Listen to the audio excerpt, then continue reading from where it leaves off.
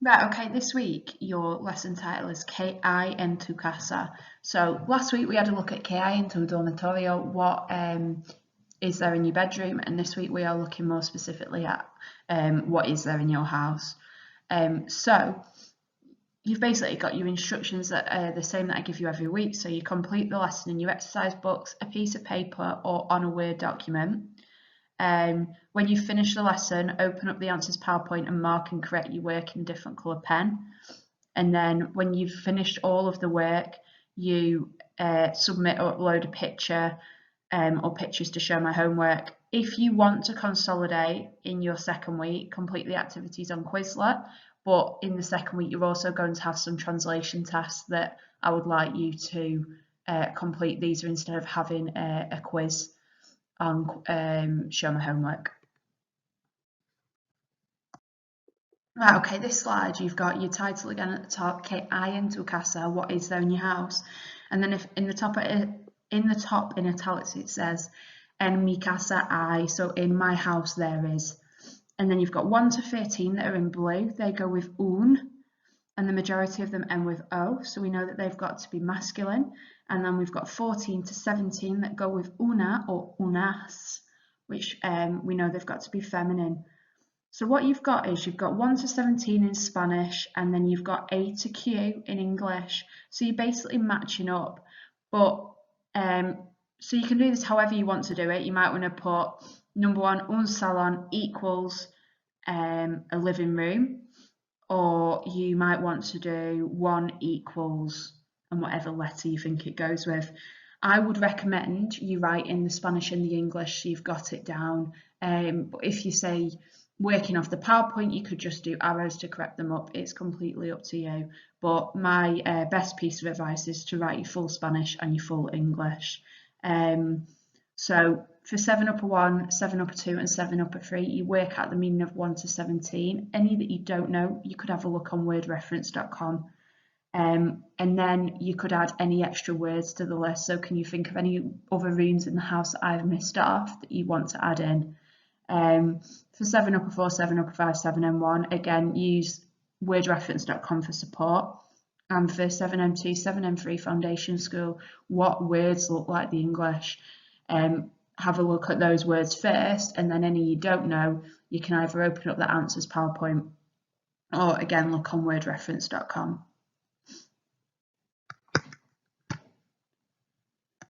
Right, okay, on this slide you have got arriba, I. So there's an arrow pointing upwards. So if we're talking about a house, you've got your top floor on your house and you've got your bottom floor on your house. So arriba, I would be upstairs, there is. And then you've got abajo, I, and you've got an arrow pointing down. So I think if I told you that arriba, I is upstairs, there is, what would abajo, I be? So have a think about that one for a few seconds. So that would be downstairs there is, and then you've got fuera I. So the person's doing what? Are they inside the house? Are they outside the house? So have a look at that little picture at the side. So that would be outside there is. So that just gives you some sentence starters rather than just saying en mi casa hay 3 dormitorios y una cocina y un salón. You might want to say en mi casa arriba hay 3 dormitorios, un cuarto de baño. También abajo hay una cocina, un salón y un comedor. So it just breaks it up for you a little bit. So you've got upstairs there is, arriba hay, abajo hay, downstairs there is, and fuera hay, outside there is, or there are. So that's just basically giving you a little bit more information of stuff that you can add in. Right, okay, on this slide you've got your instructions at the side. You've got 7 upper 1, 7 upper 2, 7 upper 3. You're translating 1 to 5 into English. You've got 7 upper 4, 7 upper 5 and 7M1. You're translating 1 to 4. And then you've got 7M2, 7M3. Translate 1 and 2. And you can use slide 2 for support if you're struggling. So they get gradually harder. So you're either starting with arriba, abajo or afuera or fuera. So basically you just need to, you can either write out the sentences in Spanish and then write the English underneath, or you can just put them straight into English.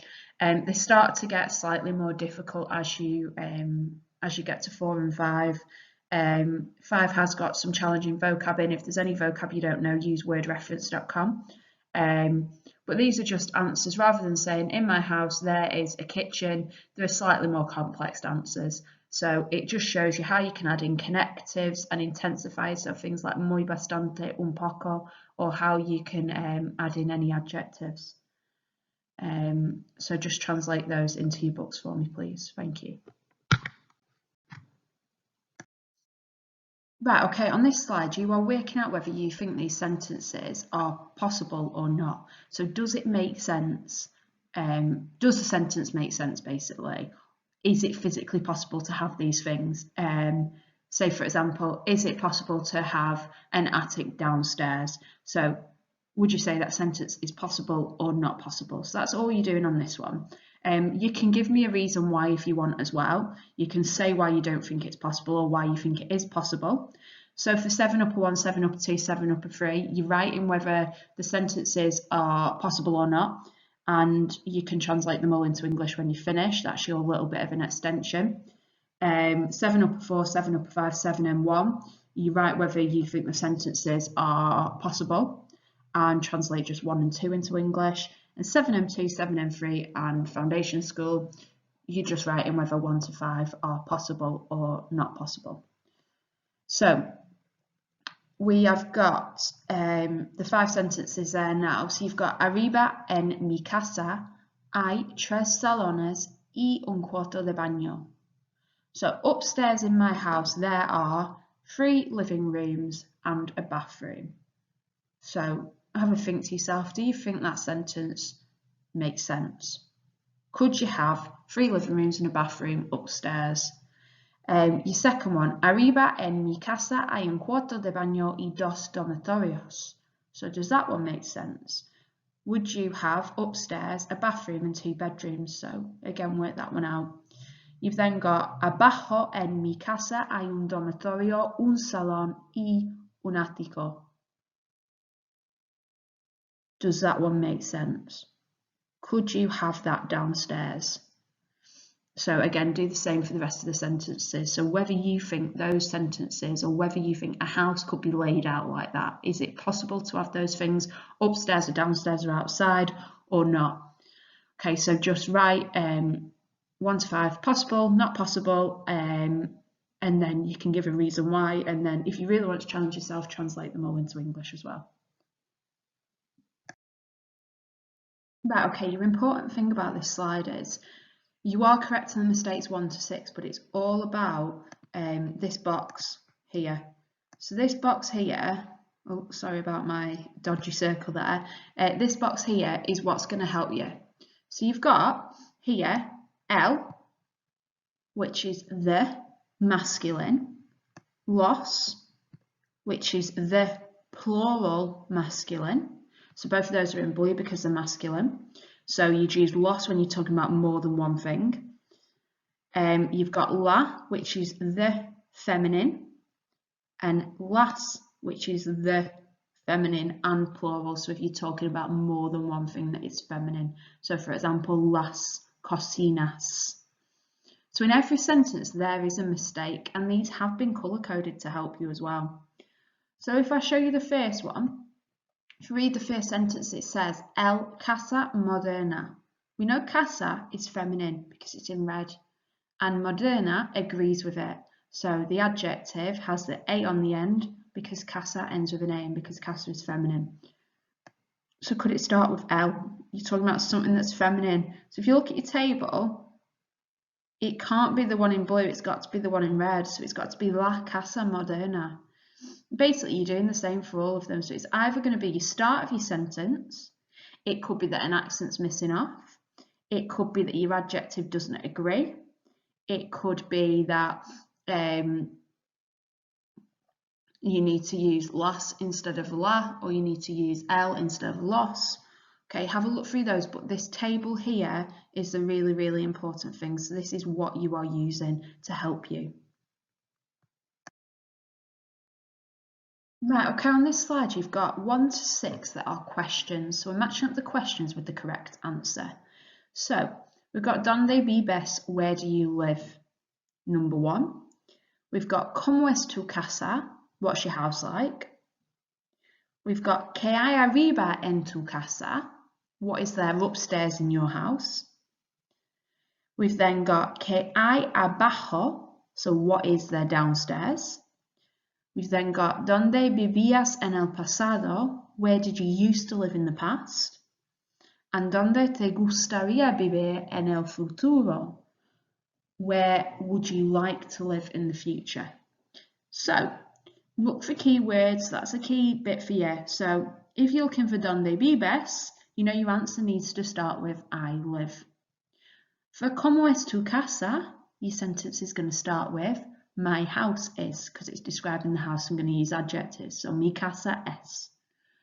For your ¿Qué hay arriba and qué hay abajo? Your answer will have in it arriba or abajo. So look for sentences, or look for key bits in the question that are in the answer. That's the best way of working these out. So if you've got an answer that has a question that has en el pasado, you know that that's got to be in your answer. En el futuro in the question has to be in your answer. So it's the best way, or something along that. So maybe not en el futuro, that wouldn't have to be in the answer, but you'd have to have some form of the verb gustar, so gustaría.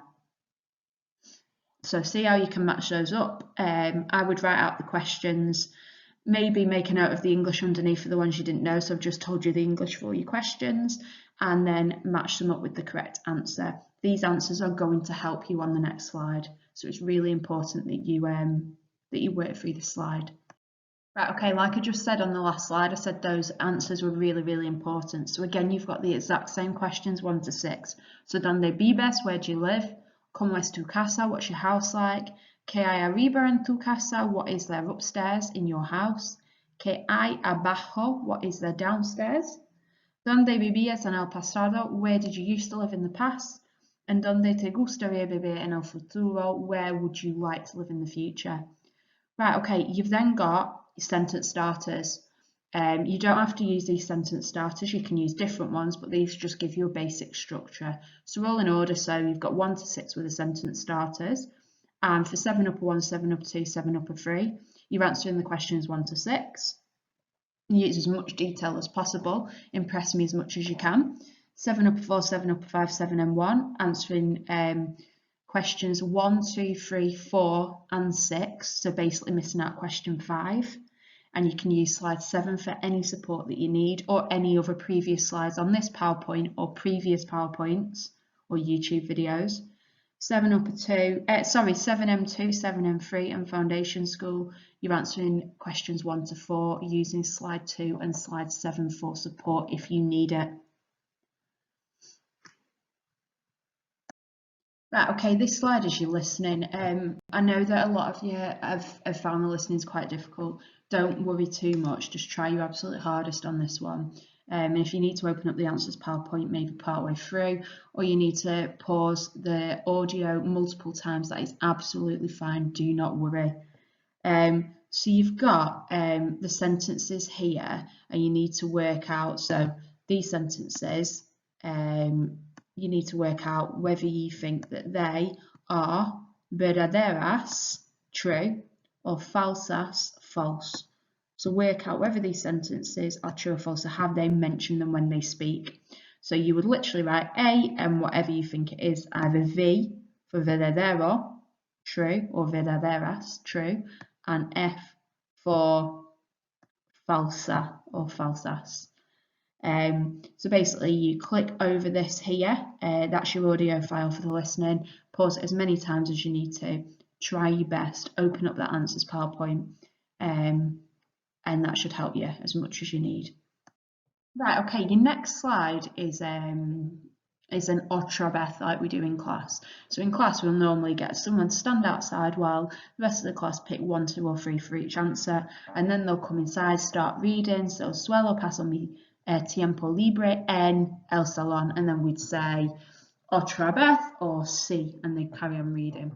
Okay, I've used this as sort of like a model answer. So what you're going to do is you've got this box at the bottom, the yellow box that says find the phrases 1 to 8 in Spanish in the text above. And it's just some higher level language. So stuff like I usually spend my free time, without a doubt, because, but a different way of saying because that isn't porque. Given that, biggest, I prefer, I can't stand, I have to say that. So basically you are finding that vocab in the text here. So all of that vocab will be somewhere in here. Sorry again for my dodgy drawing. Your challenge could be that you verbally translate all of this into English when you've finished. Open up that answers PowerPoint and mark your work, or add in any that you didn't get. This slide is specifically going to help you on your final task. So when I get you to write about what there is, or you're going to design sort of an advert for an estate agent about selling a house. So you're going to say what there is in the house. This could be what you use to support you if you are struggling to write. So this is a really good model answer. So this will come in handy with your last slide. Right, okay, so your key thing on this is that you use the banco de palabras útiles, so your keyword bank. So you've got a load of vocab that should help you basically work out what this full text means.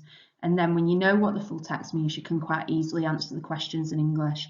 So where's the property located? Give 2 details in English. How many rooms are there downstairs? How many bedrooms have balconies, etc. So you're writing in English. So 7 upper 1, 7 upper 2, 7 upper 3, you're answering A to F. For 7 upper 4, 7 upper 5, 7M1, you're answering A to D. And for 7M2, 7M3 and foundation school, you're answering A to C. Use the word bank for support and slide 2 for support if you're struggling. So you're answering the questions A to F or whichever variation of that in English. So like I said, it's like a for sale sign, for sale advert that an estate agent might do to describe a house that they want to sell. Right, okay, your reading task on the last slide has set you up now for your final task. So what you are going to do is you're going to design your own for sale description of a house. So you're going to say where the house is located. I've given you a sentence starter in blue there. So se vende una casa muy bonita, or whatever adjective you want to use. So in, and then your location of where it is.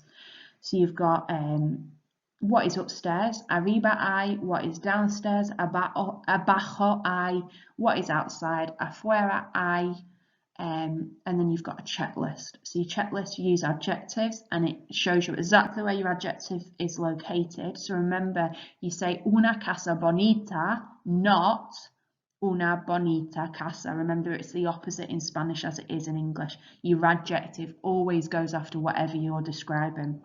You say what there is upstairs and downstairs, say what there is outside, use some connectives so it's not just a long list. So stuff like también, pero, además, give your opinion of the house, do you like the house and why? So for 7 upper 1, 7 upper 2, 7 upper 3, you include all the checklist and add in anything extra that you can from previous lessons. So what have you learned in this full topic so far on where do you live that you could add into this advert? 7 upper 4, 7M5, 7 upper 4, 7 upper 5, 7M1, add in as much of the checklist as you possibly can. 7M2, 7M3 and foundation school, if you're struggling, use slide 10 as a model answer and just change the words that you've got on the 1 to 3. So use the otra vez to help you structure your answer, or use that as your model. So just change your words 1 to 3 on each section. So you could maybe get a picture of the house that you're describing. You could draw a picture of the house you're describing as well to finish it off. What I expect you to do, like I ask every week, is when you have finished this, please take pictures of your work and upload it. I don't want you to start the work in the second week, so either the Quizlet or the translation should get set if you haven't uploaded a picture of your work, okay? It's really important you do this before you do anything else. So I've noticed that quite a few individuals will do the quiz before they've even submitted me any work. Okay, I need to see evidence of you learning, because that way I can give you feedback and I can tell you what you need to improve on before you then go on to do the next thing in the second week. So your translations. So you need to get that feedback off me, and you can only get that by uploading a picture of your work, okay, or multiple pictures of your work. Right, thank you, stay safe and have a good week.